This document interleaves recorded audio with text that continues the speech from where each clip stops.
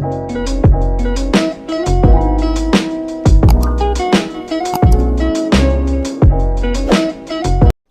dengar nggak kalau mau nebang pohon itu harus izin dulu, apalagi pohon yang udah lama banget, udah tua banget. Ini ceritanya Kak Feby yang kerasukan massal di sekolahnya perkara nebang pohon yang udah tua. Aku mau cerita pengalaman aku, tapi ini udah lama banget, tahun 2017, pas aku sekolah di Santani, Jayapura, Papua. Aku sekolah di salah satu sekolah di Papua, SMK. Lanjut aja ya Kak, di sekolah aku itu ada pohon besar banget, tepatnya di tengah sekolahku. Yayasan berencana untuk menebang pohon itu dari dulu, tapi nggak bisa, nggak tahu kenapa. Pas sudah ditebang, kejadian aneh mulai terjadi Kak. Waktu itu sekolah aku ada bangun ruangan kelas gitu. Setelah proses pembangunan selesai, banyak banget yang kerasukan. Dari adik-adik, teman-teman yang beda jurusan, teman kelas aku, sampai aku sendiri pun merasakannya. Itu pertama kali aku kerasukan. Kejadiannya sampai 1 minggu Kak. Dan semua panik. Semua murid, guru panik, takut terjadi apa-apa. Awalnya aku kerasukan, aku sedang duduk di meja depan, sedangkan teman-teman yang lainnya sedang di belakang kelas main HP. Posisinya sedang istirahat Kak. Aku menulis-nulis gitu di buku, tapi tiba-tiba aku merasa ada hawa panas di telinga aku. Dan aku tiba-tiba aja nangis dengan kencang. Semua teman-temanku panik dan manggil guru agama untuk bacain doa. Waktu di perjalanan ke ruang guru, kata teman aku sempat ingin loncat dari lantai 2. Dan teman-teman aku sempat bilang kalau aku teriak-teriak dan berkata, "Kenapa kalian hancurkan rumahku? Salah aku apa sama kalian?" Dan yang merasukin aku itu namanya Lita, kalau nggak salah Kak. Dan si Lita ini ngajak temen-temennya, makhluk halus itu, musik semua siswa karena rumahnya pohon besar ditebang tanpa dibacain doa sebelumnya. Si Lita ini minta untuk dilakukan sesuatu agar dia tidak mengganggu murid-murid sekolah. Syaratnya itu pohonnya itu didoain dan minta maaf ke Lita dan teman-temannya. Singkat cerita, pihak yayasan melakukan acara doa-doa dan menitip pesankan untuk membaca doa setiap masuk ataupun keluar kelas. Setelah itu tidak ada kejadian aneh lagi semenjak itu. Serem banget boy. Anyway, kalau kalian suka cerita yang serem kayak begini, cek YouTube gue. Di sana banyak banget konten-konten yang lebih serem dari ini. Cus, cek. Nah ini lagi-lagi kejadian horor waktu lagi LDKS. Ini ceritanya Kak Nana yang sampai dikejar-kejar penunggu tempat di LDKS. Saya mau cerita kejadian aneh di tempat pelatihan perwira. Waktu itu saya baru masuk sekolah menengah atas. Dan biasalah pasti ada LDKS. Nah LDKS-nya itu di tempat pelatihan perwira gitu. Pasti tahulah ya kalau orang Bandung. Tempatnya luas banget dan banyak pepohonan gitu. Singkat cerita, jadi saya sama teman-teman saya posisinya sudah makan malam. Dan biasanya setiap setelah makan malam ada pelatihan gitu di lapangan. Nah, berhubung pas sebelum makan malam itu kami disuruh buru-buru lari dari barak, ruangan untuk tidur, untuk sampai ke ruangan khusus makan yang lumayan jauh. Jadi saya lupa untuk memakai sepatu. Dan teman-teman saya yang seruangan tidur dengan saya lupa untuk memakai sepatu juga. Jadi kami posisinya pakai sendal. Setelah makan malam itu teman saya yang inisialnya P ngajak saya untuk ngambil sepatu di barak. Namun saya sempat menolak karena firasat saya sudah tidak enak. Tapi karena memang seharusnya pakai sepatu, kami izin ke salah satu bapak TNI. Kami izin ke bapak TNI ini untuk ngambil sepatu. Tapi bapak TNI ini sudah menyarankan tidak apa-apa, tidak pakai sepatu juga untuk malam ini. Dan bapak TNI ini sudah menyarankan tidak apa-apa jika tidak pakai sepatu untuk malam ini. Bapak itu juga menawarkan kami untuk nganterin kami. Tapi karena kami tidak enak, kami memilih untuk bertiga saja. Teman saya inisialnya P, teman saya yang inisialnya B. Singkat cerita, kami berangkat bertiga. Teman saya inisialnya yang P dan B. Singkat cerita, di perjalanan kami sempat ngobrol seperti biasa, tetapi perasaan saya tetap saja tidak enak karena saya juga sedang haid hari pertama. Suasana kami berubah di situ, sangat gelap dan dingin. Kami melewati beberapa ruangan untuk sampai barak. Di tengah perjalanan saya, teman saya kaget karena ada satu ruangan yang lampunya mati dan nyala semenjak kami melewatinya. Dan tetapi setelah kami berhasil melewati ruangan itu, kembali nyala seperti ruangan yang lainnya. Firasat saya sudah semakin tidak enak, tapi saya dan teman saya tetap melanjutkan perjalanan menuju barak dengan doa. Dan memang kami di jalan hanya bertiga. Para pelatih TNI ada yang di lapangan untuk melatih. Tapi di perjalanan kami merasa aneh, kenapa tidak sampai? Malah berputar-putar di jalan yang sama. Tetapi di perjalanan kami merasa aneh, kenapa tidak sampai? Terus malah diputar-putar ke jalan yang sama. Di situ sudah sangat ketakutan. Akhirnya kami putar balik untuk kembali ke ruang khusus makan dengan lari berpegangan tangan dan ketakutan. Di tengah perjalanan kami sangat senang karena bertemu Bapak pelatih TNI. Bapak TNI ini bertanya, "Mengapa kalian tidak latihan di lapangan?" Lalu kami jelaskan dan cerita kejadian aneh tadi. Ternyata Bapak TNI ini ruangannya yang mati dan nyala itu sudah tidak dihuni lagi, atau istilahnya sudah tidak dipakai lagi. Bapak TNI menjelaskan juga bahwa ruangan itu lampunya dibiarkan untuk nyala. Bapak TNI bilang kalau perjalanan menuju barak tidak melewati ruangan itu. Kami pun sangat kaget, tetapi bapaknya sudah sangat baik hati untuk mengantarkan kami ke barak.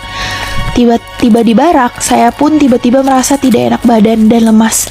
Begitu juga dengan teman saya si B, merasa pundaknya berat serta mual. Hanya temanku yang inisialnya P yang kondisinya baik-baik aja.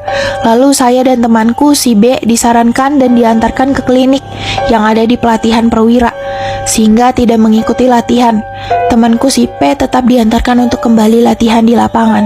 Sekian, segitu Kak ceritanya. Maaf kalau kepanjangan, karena ini memang pengalaman yang saya yang paling menakutkan. Serem banget gak sih? Itu teman-temannya yang tadi tuh udah hampir ketempelan tuh. Lu mau tahu nggak apa yang dirasain ketika orang lagi ketempelan dan kerasukan? Ini pengalamannya Kak Devril ketika kerasukan di sekolah sampai kebawa ke rumah. Lu dengerin deh sampai habis. Ini kejadiannya pas aku masih duduk di bangku SMA, kelas 1. Pagi itu aku berangkat ke sekolah. Di situ kondisi aku masih baik-baik aja. Bahkan aku benar-benar ngerasa sehat. Tapi setelah bel masuk, mulailah pelajaran pertama. Dan jam pertama guruku ngasih tahu bakalan ada ujian harian. Dan di situ dibagi jadi 2 sesi. Kebetulan aku dapat sesi kedua, jadi aku disuruh keluar dulu untuk belajar sambil nunggu. Di situ aku masih baik-baik aja kondisinya. Tapi tiba-tiba gak tahu kenapa aku malah menyendiri. Aku duduk di deket tangga karena emang kebetulan kelas aku itu deket tangga. Sedangkan teman-teman yang lain pada di dekat kelas. Di situ aku awalnya coba buat baca-baca buku karena kan mau ulangan harian. Tapi setelah itu aku malah tiba-tiba bengong. Aku sadar aku bengong dan serasa tatapan aku kosong. Posisi aku bengong dan natap itu menghadap ke musola wanita di lantai 2 karena emang kelas aku juga ada di lantai 2. Setelah itu aku bengong ya lumayan lama. Tiba-tiba ada sesuatu yang nabrak diri aku. Entah itu apa, tapi aku ingat bentukannya. Itu kayak asap gitu. Setelah nabrak, aku langsung sadar dan langsung istighfar di dalam hati. Sesi pertama selesai.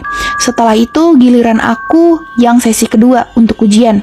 Pas aku duduk, badan aku mulai tidak enak, kayak panas dingin gitu. Pas lagi ujian pun aku ngerasa nggak nyaman sampai nggak bisa fokus. Setelah beberapa menit ujian selesai, anak-anak pun yang sesi 1 disuruh masuk karena guru masih kasih penjelasan. Jujur di situ badan aku makin gak enak, bahkan badanku sampai menggigil. Teman sebangkuku langsung nanya ke aku, "Lu kenapa, Dev?" Aku jawab, "Gak tahu, tiba-tiba gak enak badan." Setelah itu temanku duduk di depan aku, ngasih pinjem jaketnya. Setelah aku pakai, badan aku malah makin gak enak. Saking gak enaknya aku bener-bener gak kuat, sampai akhirnya aku nangis di kelas. Terus guruku nyamperin aku. Dia nanya, "Kamu kenapa, Neng?" Temen aku sebangku aku jawab, "Sakit, Pak, dia." Guru aku jawab lagi, "Udah ke UKS aja, atau enggak minta izin pulang." Setelah itu guruku langsung berpamitan karena jam pelajaran dia juga sudah selesai. Setelah itu guruku langsung berpamitan karena jam pelajaran dia juga sudah selesai. Aku sama teman-teman sebangkuku ke ruang guru buat minta izin pulang. Dari kelas ke ruang guru kita jalan.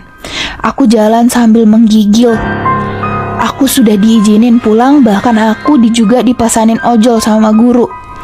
Dan anehnya, dalam perjalanan pulang, badanku berasa gak kenapa-napa, kayak sehat aja. Bahkan badan aku yang tadinya menggigil pun udah enggak.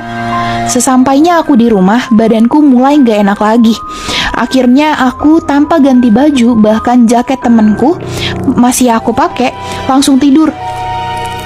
Setelah beberapa jam kemudian, aku tidur, akhirnya aku bangun. Badanku udah mulai enakan dan aku memutuskan untuk keluar kamar dan nonton TV. Setelah itu kakak aku nawarin beli makanan gitu. Ya udah, akhirnya aku nitip. Kakak aku pulang dan bawa makanannya. Aku pun makan. Selesai makan, aku kembali duduk di ruang TV. Setelah beberapa menit kemudian, badan aku mulai kerasa gak enak lagi. Bener-bener gak enak. Di situ bahkan aku sampai meringguk ke bawah. Karena aku di situ mencoba untuk kuatin diri dan jalan ke kamar biar aku bisa tiduran. Aku jalan berusaha sendiri karena di situ kondisinya di ruang TV cuman aku doang, kakak aku di kamar dan ortu aku lagi di depan. Setelah itu aku sampai di kamar langsung tidur. Ternyata badan aku makin gak enak dan aku baru kali ini ngerasain yang namanya menggigil. Dan saking gak kuatnya, aku sambil nangis, teriak-teriak, guling-guling. Sampai saudara aku yang rumahnya di sebelah rumahku pun datang sambil bilang, "Uti kenapa? Uti kenapa?" Aku jawab, "Sakit, gak enak banget." Sambil nangis gitu. Akhirnya ibu aku di situ kayak kasih minyak angin, terus mijit-mijitin kepala aku. Anehnya, aku malah makin menjadi-jadi. Setelah itu, anaknya bude aku datang dan nanya, "Uti kenapa?" Aku jawab, "Menggigil, Ji, sakit banget." Oh iya, Uti itu nama panggilan aku di rumah. Dan anaknya bude aku itu namanya Aji ya, Kak. Oke, lanjut. Setelah itu saudara aku ini coba buatin obat buat aku. Dia emang bisa ngobatin gitulah. Pas lagi diobatin, badan aku malah makin menjadi-jadi. Aku pun bener-bener gak kuat. Berasa raga aku tuh mau keluar. Bahkan pas diobatin aku sampai teriak-teriak. Aku masih sadar. Aku ngelihat sekeliling aku rame, keluarga aku pada ngumpul. Di situ aku cuma bisa teriak. Dan di dalam hati aku cuma bilang, "Tolong, Uti udah gak kuat. Pengen lepas rasanya." Di situ aku cuman bisa teriak dan di dalam hati aku cuma bilang, "Tolong, Uti udah gak kuat, pengen lepas rasanya." Setelah itu saudaraku ngobatin aku dan dia bilang, "Kalau kaki Uti masih sakit, bilang ya." Dan bener aja, badan aku udah gak menggigil. Tapi kaki kanan aku masih menggigil, gak kekontrol. Jadi kaki kanan aku tuh berasa kayak mau ngelepasin dirinya gitu. Dan aku bilang ke saudaraku, "Kaki kanan sakit, Ji." Dan saudaraku langsung doa-doa sambil kayak orang lagi ngobatin yang kesurupan gitu. Abis itu, setelah hampir setengah jam aku diobatin, akhirnya badan aku yang tadinya menggigil udah mulai enggak dan mendingan. Setelah itu bude aku ngasih aku minum air yang udah didoain sama dia. Dan akhirnya aku minum dan pas minum, saudara aku nanya ke aku, "Uti emang tadi ngapain aja?" Terus aku bilang, "Gak ngapa-ngapain, tadi pas di sekolah gak ngapa-ngapain."